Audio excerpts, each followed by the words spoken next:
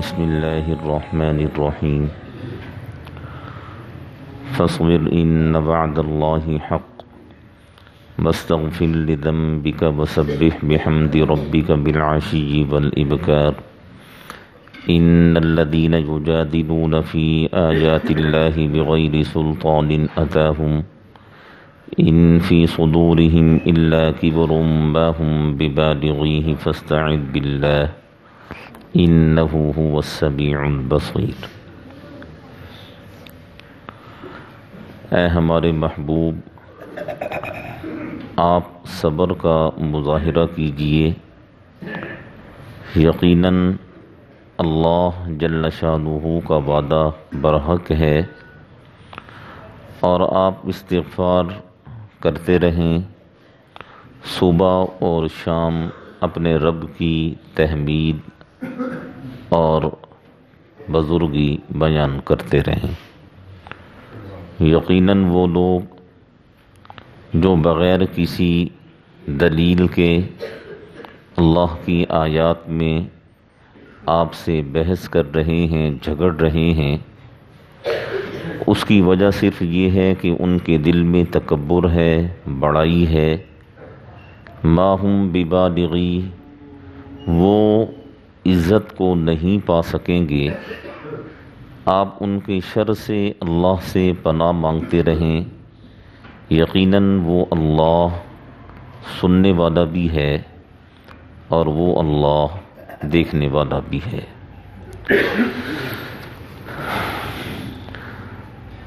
سورہ مؤمن کی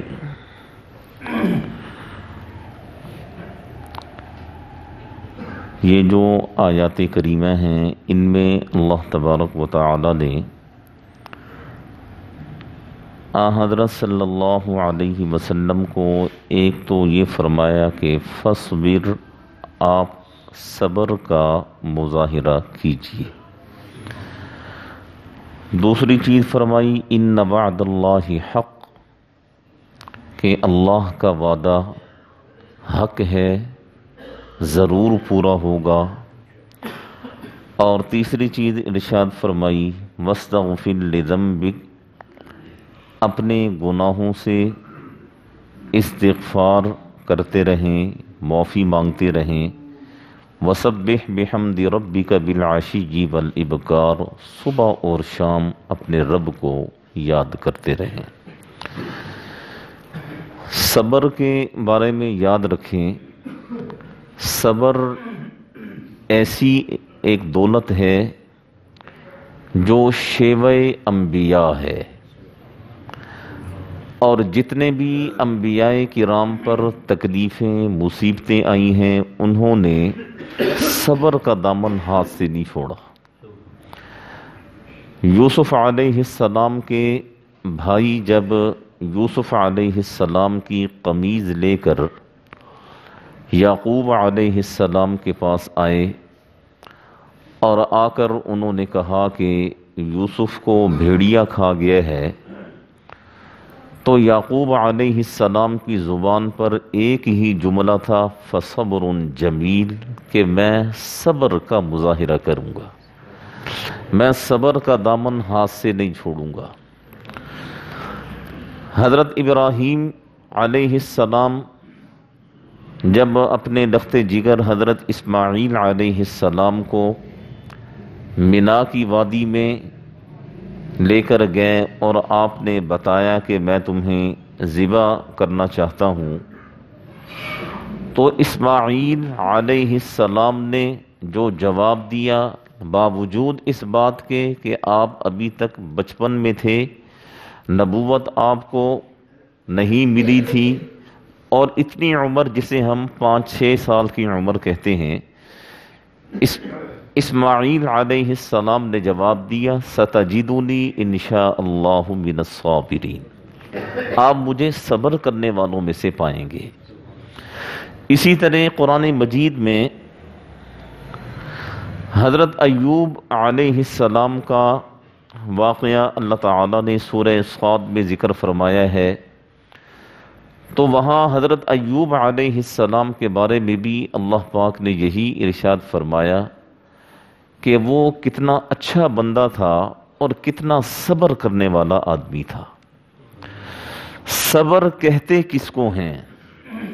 صبر کے بارے میں یاد رکھیں، صبر کی تعریف یہ ہے کہ آپ پر جب کوئی آزمائش آئی ہے، جب کوئی تکلیف آئی ہے، جب کوئی بیماری آئی ہے، جب کوئی مصیبت آئی ہے، اس وقت آپ کی زبان بالکل خاموش ہو جائے، آپ کے ہونٹ یہ سیے جائیں، ایک لفظ آپ کی زبان سے نہ نکلے، اسے صبر کہا جاتا ہے۔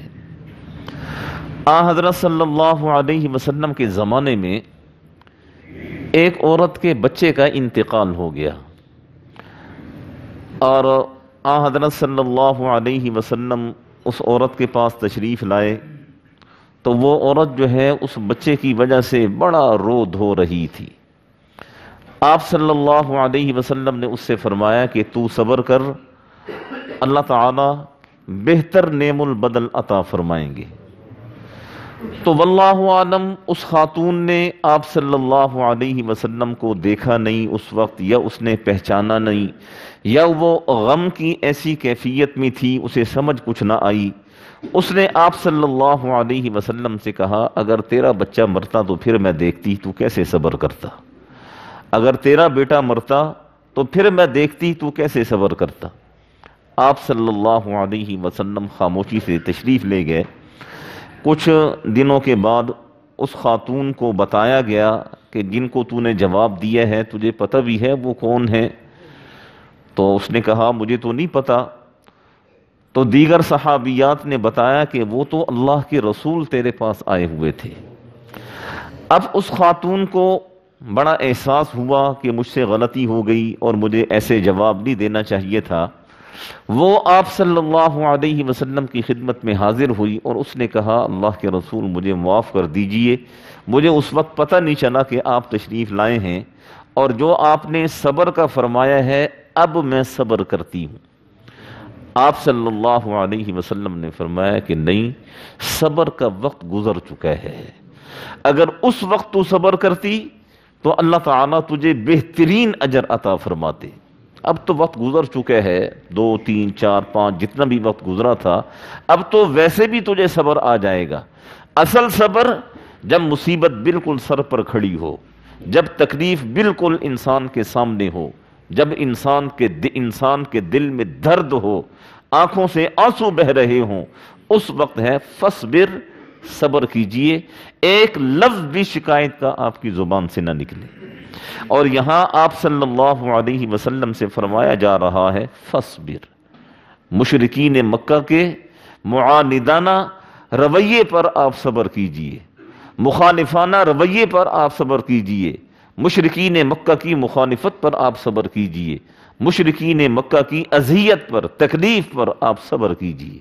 ان وعد اللہ حق، آپ کے رب کا وعدہ برحق ہے۔ کون سا وعدہ؟ گزشتہ آیات میں اللہ نے فرمایا لَنَنْصُرُ رُسُلَنَا وَالَّذِينَ آمَنُوا مَعَهُ فِي الْحَيَاةِ الدُّنْيَا، ہم اپنے نبیوں کی مدد ضرور کرتے ہیں، اور ان لوگوں کی جو ہمارے نبیوں پر ایمان لائے ہیں ان کی مدد ہم اس دنیا کی زندگی میں ضرور کرتے ہیں۔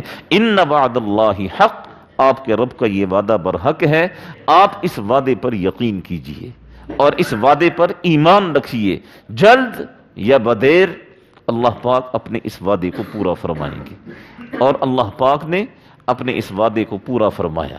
جنگ بدر سے یہ وعدہ پورا ہونا شروع ہوا۔ دیکھیے جب آپ صلی اللہ علیہ وسلم ہجرت فرما کر تشریف لے گئے تو آپ صلی اللہ علیہ وسلم کے ساتھ سوائے ابو بکر صدیق رضی اللہ عنہ کے اور کوئی شخص نہیں تھا۔ ایک وہ رہبر تھا جو راستہ بتانے والا تھا، باقی صحابہ کرام کچھ ہجرت فرما گئے، کچھ جو ہے وہ ہجرت کرنا چاہتے تھے لیکن وہ ہجرت نہیں کر سکے۔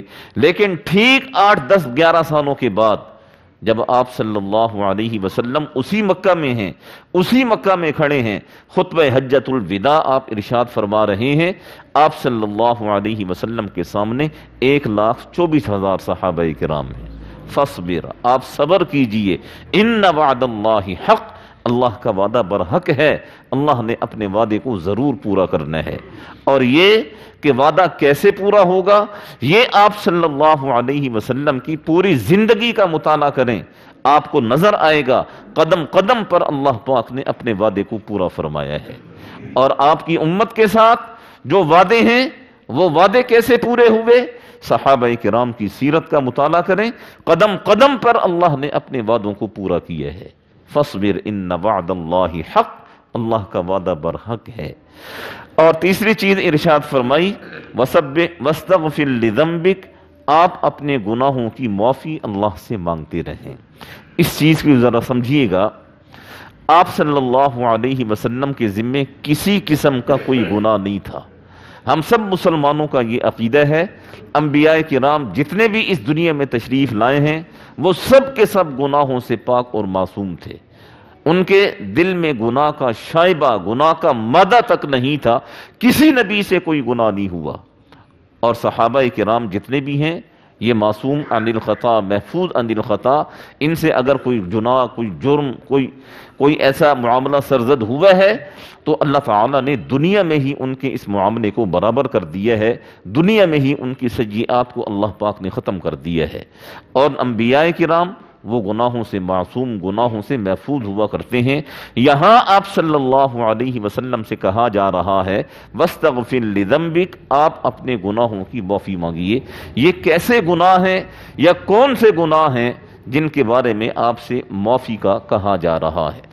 اس کی ایک توجیہ تو علماء کرام نے یہ کی ہے کہ آپ صلی اللہ علیہ وسلم مکی زندگی میں معاملہ یہ تھا کہ آپ صلی اللہ علیہ وسلم جتنی شد و مد کے ساتھ، جتنی قوت کے ساتھ آپ اپنی دعوت کو پیش کرتے تھے، مشرکین مکہ اسی طاقت کے ساتھ آپ کی دعوت کو رد کرتے تھے۔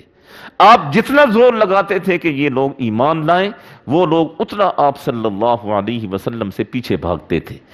آپ صلی اللہ علیہ وسلم کی چاہت، آپ صلی اللہ علیہ وسلم کی خواہش یہ تھی کہ اچانک کوئی ایسا معاملہ ہو جائے، اچانک کوئی ایسا معجزہ ہو جائے کہ یہ سارے لوگ ایمان لے آئیں۔ اللہ پاک ایسا کوئی معجزہ دکھا دیں ان سارے لوگوں کے جن کے دل پتھر ہوئے پڑے ہیں، اللہ تعالیٰ موم فرما دیں اور یہ مجھ پر ایمان لائیں۔ علماء کرام نے لکھے ہیں کہ یہ جو جلدی کی جو خواہش تھی یہ آپ صلی اللہ علیہ وسلم کی شایان شان نہیں تھی، اس کو اللہ تبارک و تعالی نے گناہ سے تعبیر فرمایا، حالانکہ حقیقت میں یہ کوئی گناہ نہیں تھا، یہ تو ایک اچھی خواہش تھی۔ ایک نبی یہی خواہش کر سکتا ہے کہ میرا کوئی امتی وہ دوزخ میں نہ جائے، جتنے بھی میرے امتی ہیں وہ سب میرے اوپر ایمان لائیں۔ لیکن اللہ تعالیٰ نے فرمایا کہ یہ آپ کی شان کے مطابق نہیں ہے، اس لیے اللہ تعالیٰ نے فرمایا واستغفر لذنبک کہ آپ اپنے گناہوں سے استغفار کیجیے۔ لیکن یہ چیز یاد رکھیں، یہ جو تعبیر میں نے عرض کی ہے یہ پرتکلف ہے، تکلف سے بھری ہوئی ہے۔ اس کی آسان تعبیر علماء کرام نے یہ فرمائی ہے واستغفر لذنبک، کہ کہا تو آپ صلی اللہ علیہ وسلم کو جا رہا ہے کہ آپ اپنے گناہوں سے معافی مانگیے، لیکن آپ تو گناہوں سے پاک ہیں، آپ صلی اللہ علیہ وسلم کے ذمے کوئی گناہ نہیں ہے۔ دراصل یہ تعلیم آپ کی امت کو دی جا رہی ہے کہ قدم قدم پر اللہ کے سامنے استغفار کرتے رہنا، قدم قدم پر اپنے گناہوں سے ڈرتے رہنا، ہر لمحہ، ہر لحظہ، ہر آنے والے وقت میں اپنے گناہوں پر نادم رہنا اور اپنے گناہوں پر شرمسار رہنا، یہ آپ کی امت کو کہا جا رہا ہے۔ وَسَبِّحْ بِحَمْدِ رَبِّكَ بِالْعَشِيِّ وَالْإِبْكَارِ، صبح شام اپنے رب کی تحمید کیجئے، اپنے رب کی بڑائی بیان کیجئے، اپنے رب کی بزرگی بیان کیجئے۔ ان الذین یجادلون فی آیات اللہ بغیر سلطان اتاہم، وہ لوگ جو بغیر کسی دلیل کے، بغیر کسی وجہ کے آپ صلی اللہ علیہ وسلم سے بحث کر رہے ہیں اللہ تعالیٰ کی آیات کے بارے میں، تو سنو کبر مقتا عند اللہ ان فی صدورہم الا کبر، وہ صرف تکبر کی وجہ سے ایسا کر رہے ہیں۔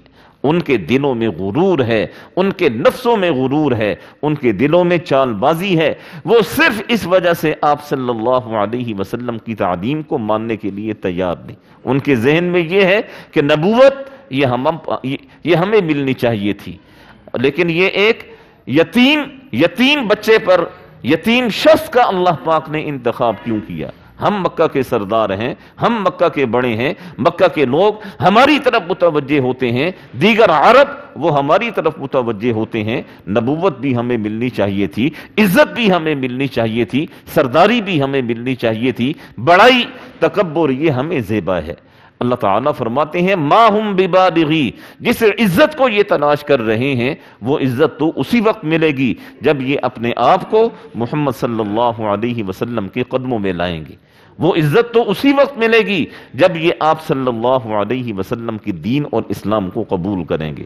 دیکھیں غلاموں نے اگر آپ صلی اللہ علیہ وسلم کی دین کو قبول کیا، اللہ تعالیٰ نے انہیں ایسی عزت عطا فرمائی، وہ چلتے دنیا میں تھے، اللہ نے جنت میں ان کے قدموں کی آہٹ سنوائی۔